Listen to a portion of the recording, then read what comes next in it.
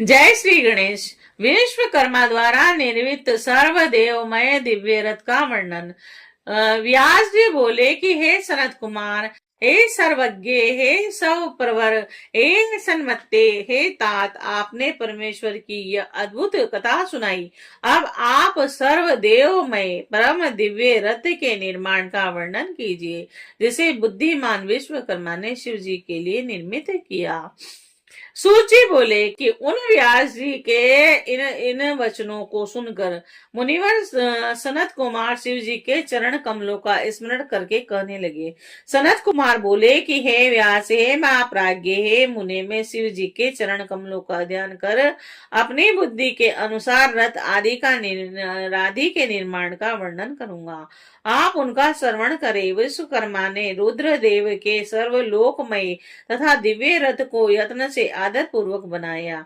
यह सर्वसम्मत तथा भूतमय रथ स्वर्ण का बना हुआ था और उसके दाहिने क्रम चक्र में सूर्य एवं बाएं क्रम में चंद्रमा विराजमान थे। हे विपेंद्र, दाहिने क्रम में 12 अरे लगे हुए थे और उन अरों में 12 आदित्य प्रतिष्ठित थे और बायां पहिया 16 अरों से युक्त था। और हे सुवर्त, बाएं पहिए के 16 अरे चंद्रमा की 16 कलाएं थी और सभी नक्षत्र उस वाम भाग के पहिए की शोभा बढ़ा रहे थे।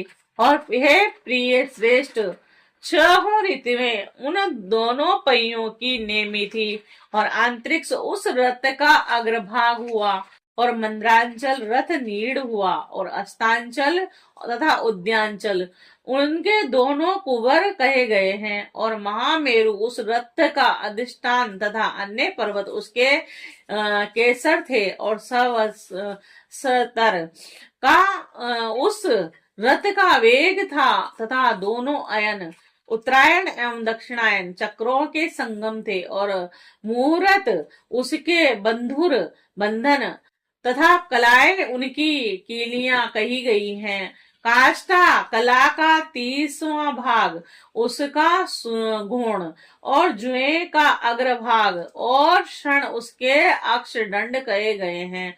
और निमेष उस रस का अनुकृष्ट नीचे का काष्ठ और लव उसका ईशा कहा गया है। और ध्रुवलोक इस रथ का वरुत लोहे का पर्दा तथा स्वर्ग और मोक्ष उनकी दोनों ध्वजाएं थी और ब्रह्म और काम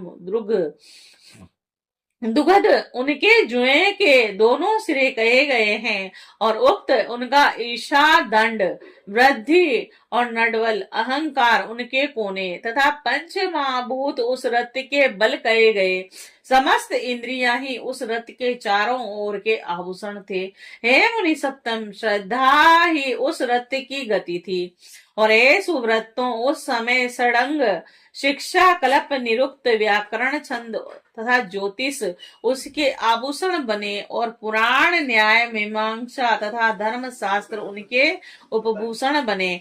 सब लक्षणों से युक्त वर उनके बल के स्थान कहे गए और वर्णाश्रम धर्म उनके चारों चरण तथा मंत्र घंटा कहे गए। और चारों फणों से विभूषित अनंत नामक सर्प उस रथ के बंधन हुए और दिशाएं एवं उपदिशाएं पाद बनी। और पुष्कर आदि तीर्थ उस रथ की रतन जड़ित स्वर्णमय पताकाएं और चारों समुद्र उस रथ को ढकने वाले वस्त्र कहे गए।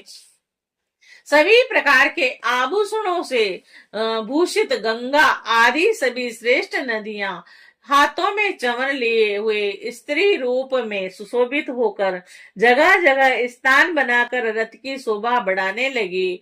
और आवह आदि सातों वायु स्वर्णमय उत्तम सोपान बने एवं लोकालोक पर्वत उस रथ के चारों ओर उपशोभान बने।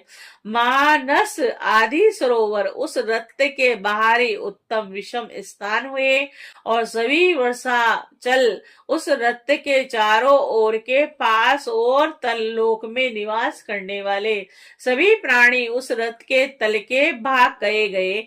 भगवान ब्रह्मा उसके सारथी और देवगण घोड़े की रस्सी पकड़ पकड़ने वाले कहे गए।